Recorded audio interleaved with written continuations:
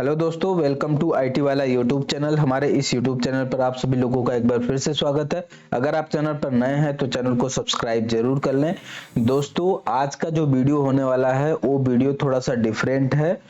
Actually ये video हम बना रहे हैं, बहुत लोगों का रिक्वेस्ट आया था कि हमें रिज्यूम क्रिएट कैसे करते हैं, प्रोफेशनल रिज्यूम कैसे क्रिएट होता है, फ्रेशर के लिए कैसे रिज्यूम क्रिएट करते हैं। तो उस पे हम डिटेल में बात करने वाले हैं। यदि कोई भी साथी या कोई भी फ्रेंड जो ये वीडियो देख रहा है और अपना कैरियर प्राइवेट जॉब में या फिर किसी भी जॉब में वो जाना चाह रहा है और रिज्यूम बनवाना चाहता है, तो हमारे दिए हुए नंबर पे वो कांटेक्ट कर सकता है। ओनली 99 रुपीज में मैं उसको फ्रेशर और एक्सपीरियंस दोनों, जो भी प्रोफाइल है उसका, दोनों प्रोफाइल के लिए मैं प्रोफेशनल रिज्यूम क्रिएट करके एकदम अच्छे से उसको प्रोवाइड करूंगा। तो यदि किसी को चाहिए हो तो वो हमसे पहले पे करके फिर इस नंबर पे वो कनेक्ट कर सकता है। दोस्तों, हम बात करें कि यदि हम रिज्यूम क्रिएट करते हैं, चाहे वो फ्रेशर के लिए हो चाहे वो एक्सपीरियंस कैंडिडेट के लिए हो, तो हमें वो कौन कौन से पॉइंट हैं जो हमें रिज्यूम में मेंशन करने चाहिए। तो दोस्तों, हम बात करें जो फर्स्ट पॉइंट जो रिज्यूम होगा, रिज्यूम के टॉप पे आपका नाम होना चाहिए। जो भी आपका नाम है, लाइक ABC नाम, जो भी नाम है, नाम आप दे दो। सेकेंड थिंग होता है एड्रेस। जो भी आपका एड्रेस है उसमें फुल एड्रेस दो आप, पिन कोड के साथ एड्रेस अपना दीजिए और जो सिटी है उस सिटी का नाम दीजिए। थर्ड नंबर पे आता है दोस्तों ईमेल आईडी आपको वहां पे देना है।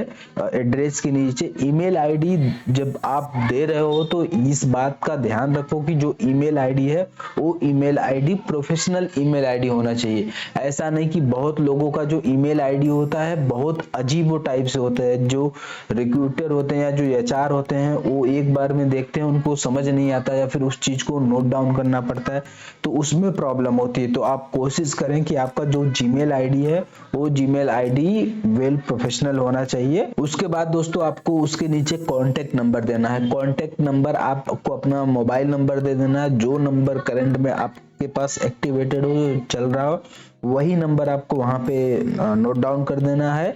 एंड ये सब डिटेल दे देने के बाद दोस्तों फिर आपको करियर ऑब्जेक्टिव लिखना है। करियर ऑब्जेक्टिव इट मींस आपका ऑब्जेक्टिव क्या है, आप लाइफ में करना क्या चाहते हैं उस ऑर्गेनाइजेशन के लिए या फिर किसी भी ऑर्गेनाइजेशन के लिए। आप जिस प्रोफाइल के लिए अप्लाई किए हैं उसमें आप क्या करना चाहते हैं। तो इतनी चीजें ये बेसिक है कि कोई भी, चाहे वो फ्रेशर हो चाहे वो एक्सपीरियंस कैंडिडेट हो, ये सब पॉइंट का वो ध्यान रखे। इतना पॉइंट रिज्यूम में मेंशन होना ही चाहिए। एंड उसके बाद दोस्तों क्या मेंशन होना चाहिए, उसके बाद education should be upper to down या down to upper like this. Okay, तो जो भी आपका क्वालिफिकेशन है, चाहे आप बीटेक हो चाहे आप एमटेक हो या फिर आप सिर्फ 12th तक पढ़े हो, तो जो भी आपका एजुकेशन है आप जब भी अपने CV में मेंशन करो तो उस CV में या तो आप अपर से टाइप करो। लाइक जैसे हम बात करें यदि कोई बीटेक किया है तो पहले बीटेक लिखे, फिर 12th लिखे, फिर 10th लिखे, दैट्स इट। या तो वो 10th लिखे, 12 लिखे, फिर बीटेक लिखे, इस तरीके से वो कर सकता है। तो जब आप अपना क्वालिफिकेशन लिखो तो क्वालिफिकेशन में ये चीज जरूर मेंशन करो कि हमने कौन सी यूनिवर्सिटी से किया। यदि लेट सपोज जैसे आपने बीटेक किया, बीटेक फ्रॉम कानपुर यूनिवर्सिटी, और ईयर लिखो कि किस ईयर में आपने पास आउट किया है। एंड 12th करो, 12th में 12th का डिटेल डालो आप। 10th करो, 10th का डिटेल डालो। प्रोफेशनल क्वालिफिकेशन यदि आपने कुछ किया हुआ है, like you have done any certification related to your department, you can mention like this. Okay, यदि आपने कोई प्रोफेशनल सर्टिफिकेट किया हुआ है अपने एजुकेशन के अलावा, जो आपने एजुकेशन किया है उस एजुकेशन के अलावा यदि आपने कोई प्रोफेशनल सर्टिफिकेट किया हुआ है, लाइक जैसे कोई बीटेक कंप्यूटर साइंस है उसने CCNA कर लिया, नेटवर्क सिक्योरिटी कर लिया, या फिर साइबर सिक्योरिटी कर लिया, या एंटीवायरस कर लिया, तो इन सब चीजों का कोई सर्टिफिकेशन वगैरह आपके पास प्रोफेशनल सर्टिफिकेट है तो आप अपने उस एजुकेशन के नीचे ये पॉइंट आप मेंशन कर सकते हैं। उसके बाद दोस्तों क्या है कि after that mention your work experience if you have. यदि आप एक्सपीरियंस कैंडिडेट हो, आपने कहीं जॉब ऑलरेडी किया हुआ है, तो आपको यहाँ पे मेंशन करना है कि लेट सपोज मैंने एक एग्जांपल इसमें जैसे दे दिया है, Micromax informatics limited desktop support engineer पे, हमने डेस्कटॉप सपोर्ट इंजीनियर पे इस प्रोफाइल पे इस डेट से इस डेट तक, लाइक जुलाई 2020 जुलाई 2013 टू मार्च 2014 तक हमने जॉब किया हुआ है। और जो हमारा वहाँ पे जॉब था उसकी रिस्पॉन्सिबिलिटी क्या थी, मैं वहाँ पे क्या क्या काम को हैंडल करता था। लेट सपोज यहाँ पे जैसे आपको जॉब रिस्पॉन्सिबिलिटी मेंशन करना है, providing L1 support to the team more than 300 employ को मैं L1 सपोर्ट प्रोवाइड करता था। Installation and troubleshooting of desktop laptop and printer मैं ट्रबल शूटिंग करता था। Installation and troubleshooting of MS Outlook, जो भी आपका वर्क है, लेट सपोज आप यदि डेवलपमेंट में काम कर रहे हो या आप सेल्स में काम कर रहे हो या फिर आप मार्केटिंग में काम कर रहे हो, जिस भी प्रोफाइल में आपने काम किया है और क्या काम किया हुआ है, आपका जॉब रिस्पॉन्सिबिलिटी क्या था, वो चीज आपको मेंशन करना बहुत ही इंपॉर्टेंट है। उसके बाद दोस्तों ये सब सारी चीजें मेंशन हो जाती है, देन आपको अपने CV के अंदर अपडेट करना है कि after that at the technical skills what you have a technical skills, आपके पास टेक्निकल स्किल्स क्या क्या हैं जो आप उस ऑर्गेनाइजेशन में कर सकते हो जिस ऑर्गेनाइजेशन में आपने अपना CV दिया है या अप्लाई किया है जॉब के लिए। ओके, तो दोस्तों हम बात करें जैसे आपको हार्डवेयर ट्रबल शूटिंग आती है। हार्डवेयर ट्रबल शूटिंग में आप कौन कौन सा हार्डवेयर को ट्रबल शूट कर सकते हो, like laptop, desktop, printer, projector, server, rack, switches, firewall, antivirus, ये सब सारी चीजें आप कर सकते हो, तो वो सब आप मेंशन करो। क्लाइंट ऑपरेटिंग सिस्टम में आप ट्रबल शूटिंग कर सकते हो, विंडोज XP, विस्टा 10। ये हम जस्ट एक यहाँ पे एग्जांपल दिए हैं कि टेक्निकल स्किल्स ये बेसिक है। यदि आपका प्रोफाइल जो भी है, लाइक आप डेवलपमेंट में हो, डेवलपमेंट में आपने जावा पे काम किया, पाइथन पे काम किया, PHP पे काम किया, लैंग्वेज अलग अलग किसी पे काम किया, तो जो भी आपने काम किया है टेक्निकल स्किल्स आपके अंदर जो है, जो आप सीखे हो, वो चीज आपको मेंशन करना बहुत ही इंपॉर्टेंट है। ओके, इतना जब सारा सब कुछ मेंशन हो जाएगा, इतना मेंशन होने के बाद आपको वहां पे ऐड स्ट्रेंथ एंड हॉबीज, दोस्तों ये चीजें हॉबीज और स्ट्रेंथ जो होता है, ये फ्रेशर और एक्सपीरियंस दोनों कैंडिडेट मेंशन करना होता है। बट यदि एक्सपीरियंस कैंडिडेट न मेंशन करना चाहे तो वो इस पॉइंट को रिमूव कर सकता है। और ये फ्रेशर के लिए बहुत ही इंपॉर्टेंट होता है ये पॉइंट, क्योंकि जब फर्स्ट टाइम इंटरव्यू देने जाता है तो वहां पे ये सब सारी चीजें डिटेल में बात करते हैं इंटरव्यू वगैरह। ओके, तो आप जो भी आप इसका स्ट्रेंथ है, positive outlook and committed, consider the time and important parameter while working without the compressing on quality. Hobbies आपके क्या है, internet suffering, playing chips, after that at personal detail और डिक्लेरेशन। ओके, तो हॉबीज जब भी आप mention करो, इस चीज का एकदम 100% आप श्योरिटी के साथ ध्यान रखो कि आप जो भी हॉबीज मेंशन कर रहे हो CV में, उससे रिलेटेड आपको नॉलेज होना चाहिए, अच्छे से नॉलेज होना चाहिए।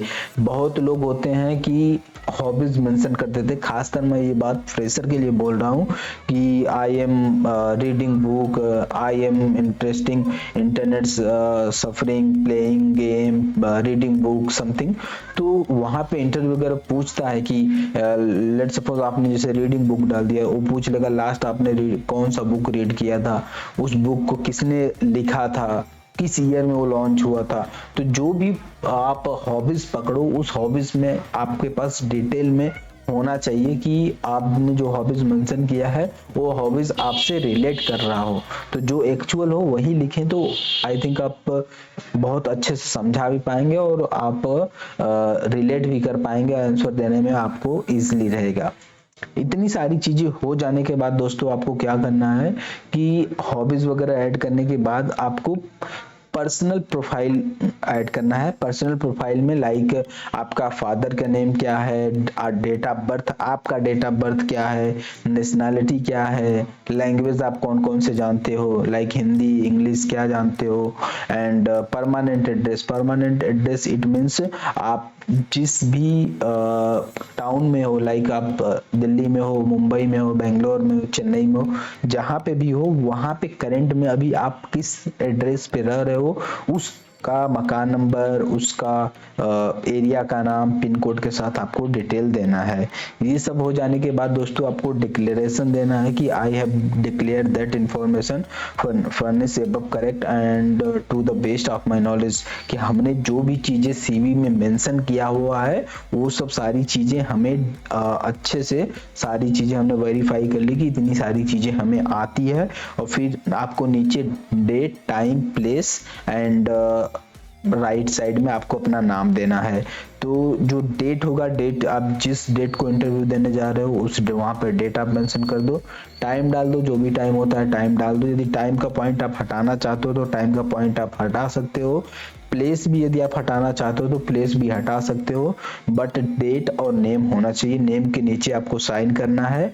जब भी आप इंटरव्यू देने जाओ तो वहां पे साइन करके उसके बाद ही एचआर को आप सीवी दो, वो एक प्रोफेशनल वे होता है। ओके, तो हम आप लोगों को दोस्तों कुछ यहाँ पे सैंपल रिज्यूम दिखा रहे हैं कि हम किस टाइप से रिज्यूम आपको प्रोफेशनली क्रिएट करके दे सकते हैं। जितना हमने वीडियोस में बताया दोस्तों, यदि आप उतनी चीजें स्टेप बाय स्टेप फॉलो करोगे, वीडियो को देख करके स्टेप बाय स्टेप फॉलो करोगे, तो आप खुद से सीवी क्रिएट कर सकते हो।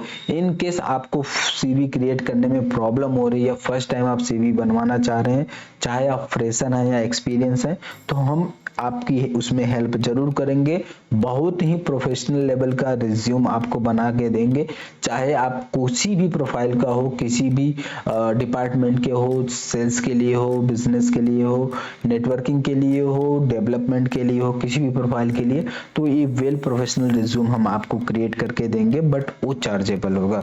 ओके, जैसा कि मैंने दोस्तों आपको स्टार्टिंग में ही बताया। तो दोस्तों आई होप आप लोगों को यहाँ तक सारी चीजें समझ में आ गई होगी कि सीवी कैसे क्रिएट करते हैं और उनमें किन किन पॉइंट का हमें ध्यान रखना चाहिए कि जिससे हमारा जो सीवी है वो सीवी प्रोफेशनल तरीके से बने और हमें जॉब मिलने में बहुत आसानी हो। उम्मीद करता हूं दोस्तों आप लोगों को सारी चीजें समझ में आ गई होगी, और यह वीडियो यदि आपको अच्छा लगा है तो वीडियो को लाइक, शेयर एंड चैनल को सब्सक्राइब जरूर कर लें। मिलते हैं अपने नेक्स्ट वीडियो में, तब तक के लिए जय हिंद, जय भारत।